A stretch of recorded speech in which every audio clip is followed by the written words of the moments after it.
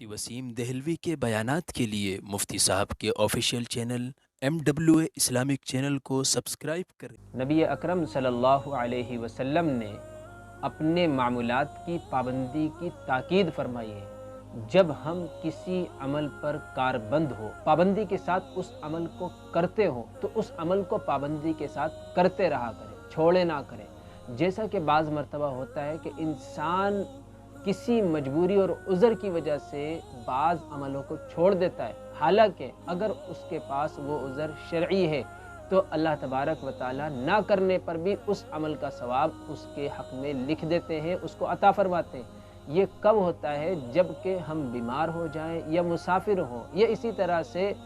کوئی ایسی حالت ہے جس کو شریعت عذر مانتی ہے۔ اگر ایسے عذر کی وجہ سے کوئی عمل ہمارا چھوٹ رہا ہے، یعنی اپنے مقام پر رہتے ہوئے، اپنی قیام گاہ میں رہتے ہوئے اگر ہم کوئی عمل پابندی کے ساتھ کر رہے تھے اور پھر ہم چلے گئے سفر میں، اور سفر میں جانے کے بعد ہم کوئی عمل نہیں کر پا رہے ہیں تو نہ کرنے پر بھی کرنے کا ثواب اللہ عطا فرمائیں گے۔ اسی طرح سے صحت اور تندرستی کے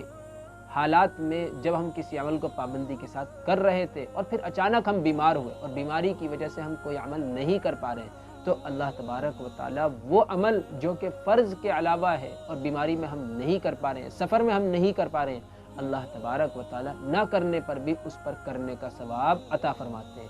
لیکن ایک موقع کی بات ہے، حضرت عبداللہ بن عمر بن عاص رضی اللہ تعالیٰ عنہما فرماتے ہیں کہ نبی کریم صلی اللہ علیہ وسلم نے مجھ سے ارشاد فرمایا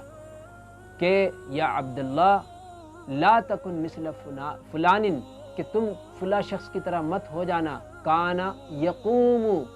کہ وہ پہلے رات میں تہجد پڑھا کرتا تھا پھر اس نے رات میں تہجد پڑھنا چھوڑ دی۔ یعنی تم اپنے عمل کو پابندی کے ساتھ کرتے رہنا، ایسا نہ ہو کہ تم کسی عذر کی وجہ سے اپنے معمولات کو چھوڑ دو۔ یعنی اگر وقتی طور پر کوئی عمل چھوٹ گیا ہے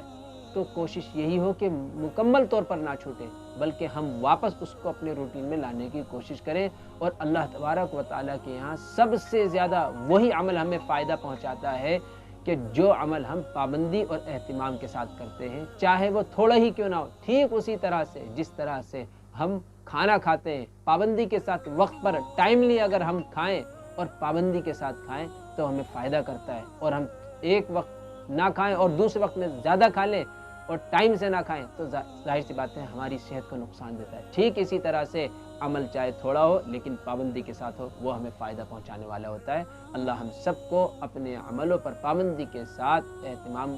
کے ساتھ جمے رہنے کی توفیق عطا فرمائے۔